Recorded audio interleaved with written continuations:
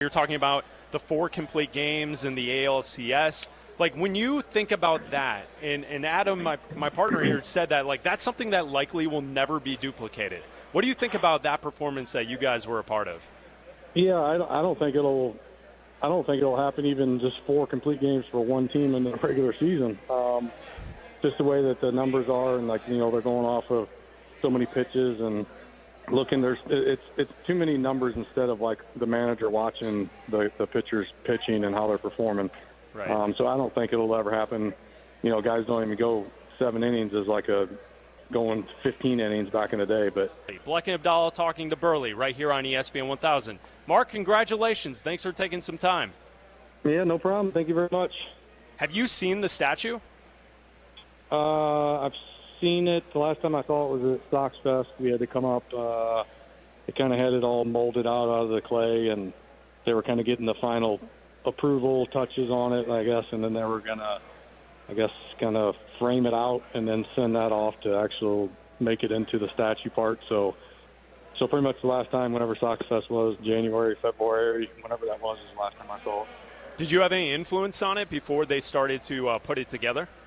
Yeah, I mean, they sent or showed a bunch of pictures and kind of throwing some ideas out there, and kind of, it wasn't just me. I mean, I had a say so, or I could have, I guess, said no at the end of the day. But a bunch of people threw their minds together and chose what we thought would kind of be best fitting for not just my career and what I meant for Chicago, and just kind of everything. It's not just like one significant thing that I'm kind of known for. I think it's kind of a combination of everything.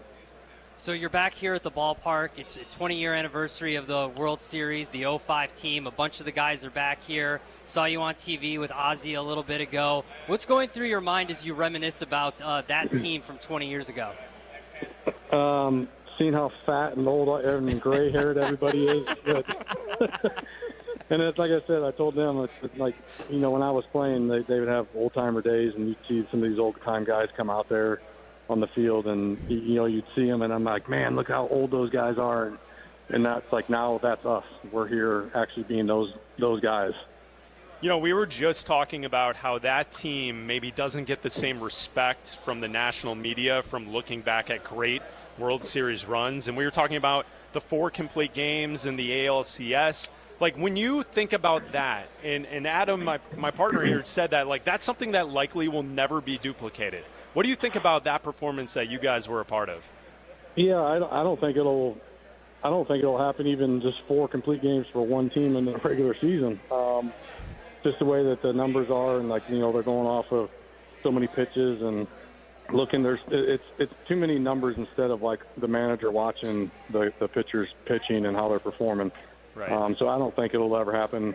Guys don't even go 7 innings as like going 15 innings back in the day. But yeah, I mean, I think that was an awesome thing, and I think it was, started off by Contreras going out there, and we just all took off and ran with it. And it's not like we were trying to do that. I think we were all going out there trying to go deep in the game, and that's how it played out. You were certainly ahead of your time as far as the speed. I know that I saw a stat that there was once a 99-minute game that you pitched. When you're moving that fast, what is going through your mind as a pitcher and going through it with the catcher, the signs and all that kind of stuff? Is it more trust in your catcher at that point, or are you just throwing whatever he's telling you to throw? What is your mindset as opposed to someone who was, some of these pitchers that were against the pitch clock when it was first implemented? Yeah, I mean, I'll always work quick. I just get on the mound and wait for the catcher to put the signal down and throw it.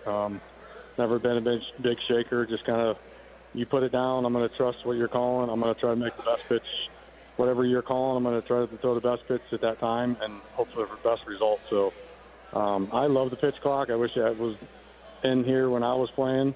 Everybody always enjoyed when I pitched because it was a quick game, but I had to sit through the 4 long games in between my start, and that's the part that I didn't like. So I love the pitch clock. I love how quick games are. I've been to a few in St. Louis, and usually I'll make it till about the 5th or 6th inning, and I've had enough. And the last game we went to, it was like in the 5th inning, and it was just like an hour in, and I'm like, holy crap, this game is flying by. So I love the speed of the game. there's no reason to prolong everything out there. Just get it and throw it. Yeah, we used to always joke that you would always have a snappy start. Like, it'd be a snappy game because Buehrle was on the mound. Mark Buehrle joining Bleck and Abdalla here on ESPN 1000, the ESPN Chicago app. Mark, you pitched 27 times in a White Sox uniform where you threw a complete game. That doesn't happen anymore. How much different has it changed just watching baseball and seeing that guys do not throw complete games anymore?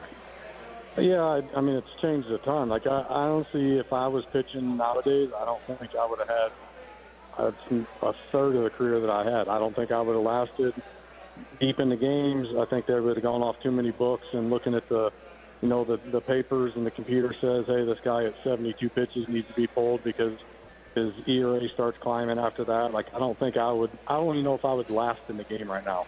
I'm not a fan of it. I think it should be more on the manager of looking at the pitcher and seeing how he's doing, and if he's pitching good, no matter if the person behind the computer told him to pull him after 80 pitches or whatever it is, and then he's pitching good, and the manager needs to decide to leave him in there. But that's one part of the game that I'm not a big fan of.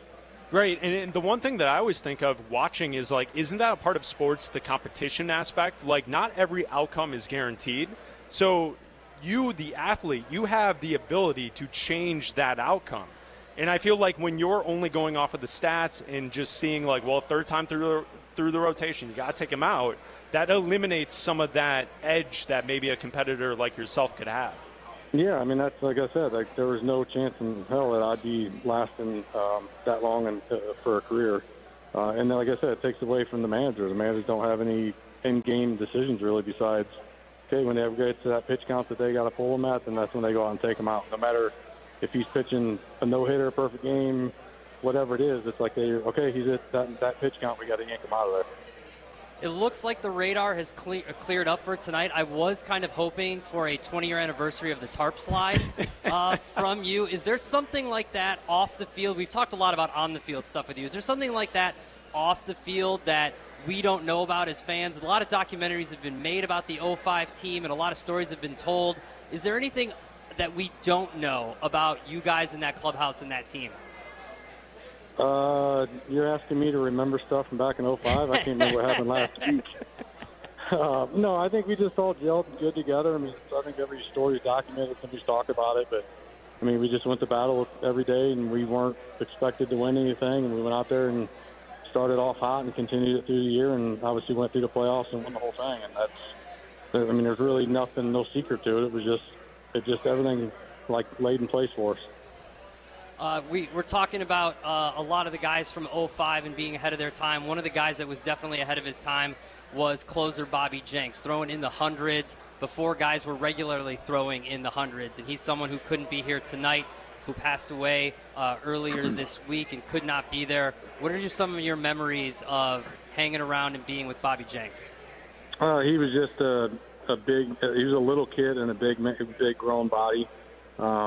Literally always screwing around, having fun. He would get serious when he was supposed to come in and pitch, but other than that, if you didn't see a smile on his face or he was doing something to mess with somebody else and have a good time with them, there would have been something wrong. He was always happy and happy-go-lucky in the clubhouse and always wanted to have fun. So we will have the statue revealed at 6:45 tonight. Besides tonight, what else are you looking forward to this weekend to celebrate the 20th anniversary of the 05 team? I think it's just seeing all the guys and talking to them. It's like I don't keep in contact with a lot of these guys, since we stopped playing. So just seeing some of these guys, it's been, 10, 15 years since I've even talked to them on the phone. So just kind of meeting, talking back up with them and kind of seeing how everything's going and seeing what they're up to. Well, have fun tonight. Congratulations, and thanks for stopping by to talk with us today. Thanks, Mark. Yep, no problem, guys. There you go, Mark Buehrle on the Yingling Hotline, joining Bleck and Abdalla here on ESPN 1000 in